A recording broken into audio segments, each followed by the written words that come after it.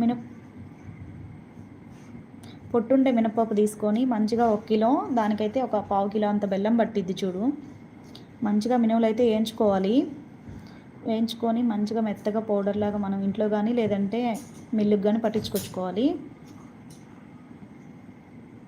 First మినుములు పట్టించుకున్నాక తర్వాత బెల్లం వేసుకొని మిక్సీకి కొట్టుకోవాలి ఇంటికి వచ్చాక మనకు కావాలంటే యాలకులు కూడా వేసుకోవచ్చు. నేనైతే ఇలా చేయను, నాకు నచ్చదు ఆ ఫ్లేవరు. ఏం లేదు, ఇంతే బెల్లము 2 వేసి మిక్సీకి పట్టించుకొని ఇంకా నెయ్యి వేడి చేసుకొని